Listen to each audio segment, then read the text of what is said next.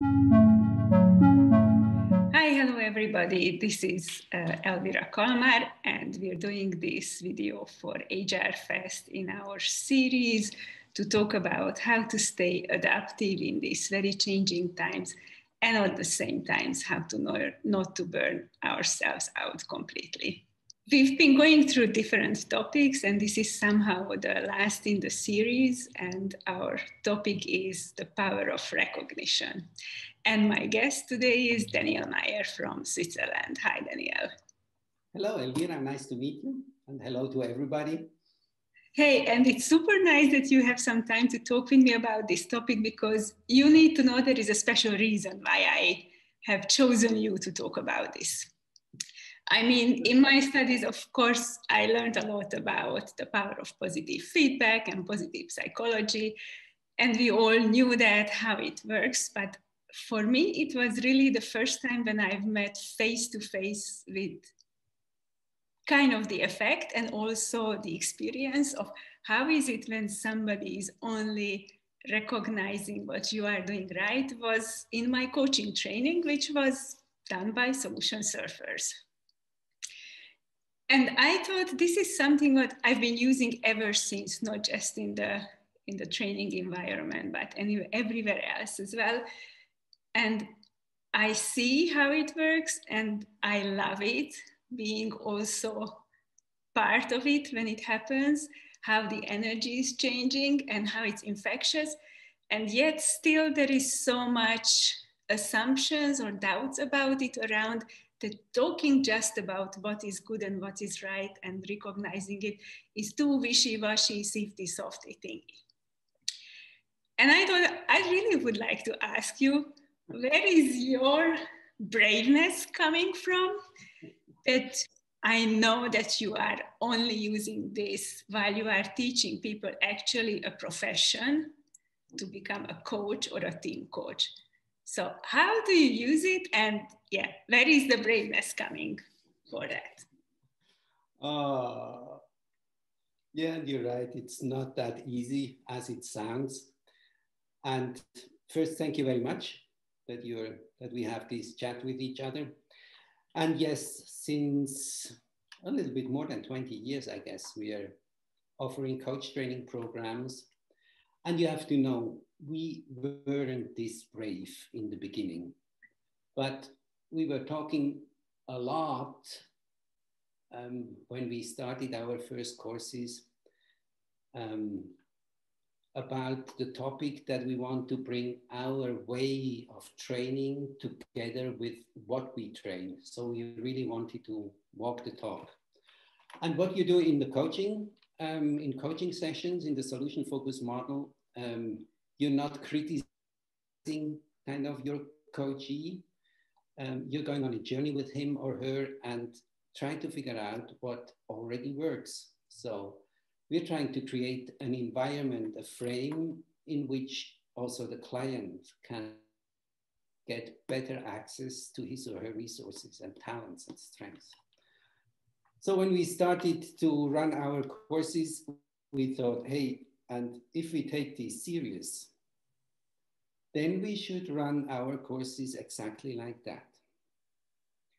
And I remember in the beginning, it was also a huge learning process for us, just kind of to stay focused on what's working. Because what we mainly do is we let our participants practice, and after the practice, we ask the question, hey, what went well? What was kind of useful? How was it useful? Of what would you like to do more? And yeah, we were very suspicious in the beginning about that, of course, because 40 years, the first 40 years of our lives, we learned something else. We learned, like almost everybody else, hey, you have to criticize and tell them what to do better, etc., etc. But I think at the end, the participants taught us that this is working. Mm. And surprisingly, it's working even faster than if we would do something else. So after all these years, we are totally convinced that if you just reinforce people, acknowledge what they do right, and focus on their resources, this is, yeah, today I'm convinced this is the fastest way to keep people growing and create an environment for learning and growth. And yeah. And so if you talk about braveness, it came by experience and only by experience. Which is wonderful that you are mentioning, first of all, this kind of our initial instinct that we have the eye for the things that don't work. And so often, still nowadays, when I talk with people about feedback, they start talking about how we should carefully package the feedback. Like the assumption is that the feedback is something where you have to tell somebody about something he or she didn't do right or not in the way that you should have been doing it.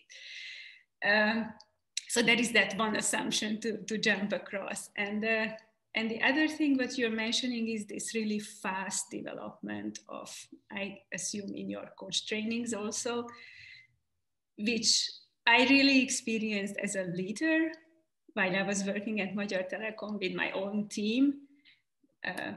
I also had some years of experience already in a consultancy business and in train-the-trainer programs, only using just reinforcement and recognition. I said, hey, if it worked there, let's see how it's working on HR.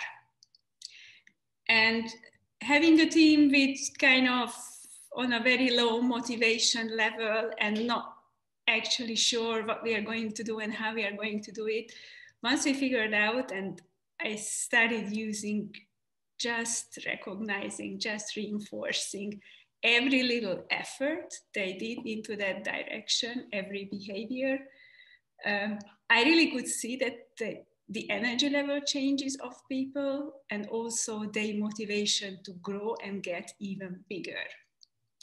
And of course, the magic is also like on your trainings that it's not just something that comes from the leader or the leader of the coach training program, but creating opportunities and situations where team members can actually recognize each other's efforts, skills, resources, and with that speeding up even more the development of not just the individuals, but the team as well. It's just magic how it works and how it puts people on this fast track of doing more than they could actually imagine in the beginning. And of course, where I want to come with this is, it's very visible, it's very energizing. And this is why we are talking about it, that nowadays when half of the team might be sitting at home officing, others in the office, you really need something special, something extra to kind of boost the energy. And yet still, though it was very visible, I remember the question, my team members asking from me, okay, Elvira, but aren't you going to tell us what is it that I'm not doing right? How do you deal with that? So do people still ask for the negative feedback from you as well? Or does it happen? Yeah, of course it happens. But before I come to that point, I'd like to share a little story about the participant. It was about Julia. She's an HR professional. She finished the course somehow mid last year. And I totally remember her story that after the first module, she went home into her office and she started to experiment with this reinforcement and kind of giving feed forward, as we call it. And she came back and was totally surprised because she said, hey, giving these kind of compliments to other people, the more I did it, the more I noticed how these people become much nicer than they were before. And we had much nicer and more kind conversations. So with these compliments, also kind of my people around me, they started to change. And I was smiling a little bit about that and said, yeah, And I'm still not sure whether the people around her changed, or maybe even she started to change because she started to see other aspects. So it's still not, yeah, it might be both. And maybe it's even a combination of it. So, and I think this is a nice story. Not all reinforcement does not only have an effect on the people around you, but also on your relationship, and I think on your own personal well-being in different situations. So this was a nice story. And regarding your question, there are different things I notice. And maybe another story of a manager. We're running also these trainings for managers. And he was quite unsure about this idea of giving more positive response to people than just to criticize them. And he came back and he told me the story that what he realized is that if he asked people in his daily life, hey, and is there anything you would like to change or you would like to do differently regarding this project, regarding this client relationship, regarding the sales procedure, that they come up with first quite clever ideas. And most of the time, they totally are aware of on which fields they personally have to work on. And then he can stay in that mood and say, yeah, okay, and how would you like to do it? So it's not anymore the man or the lady who knows everything, but giving the other person the responsibility for their own development. And then you don't need any feedback in the classical thing. And I'm glad you're mentioning that, because that's somehow maybe the last thing I would like to try to fit into this very short conversation, is that so often we're waiting for feedback or feed forward from other people. And what I discovered, and we call it the notion of self-recognition, is that there is a possibility to create situations even on the HR team, where, for example, on the weekly meeting, instead of somebody saying what he or she did and the others recognizing or reinforcing, you just simply ask the question, what is it that you're super proud of about your last week? And then you create the opportunity that a person can shine and talk about the achievements, but also about self-development. What is it that he or she learned in that? And we even created 3 different levels of appreciation or recognition.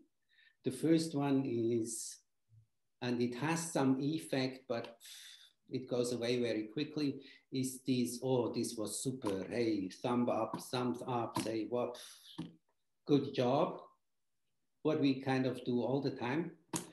And the second one, and on the second level, this is already a little bit more difficult, because then you really try to describe precisely what you saw in the work of somebody else, which you think this was a great job.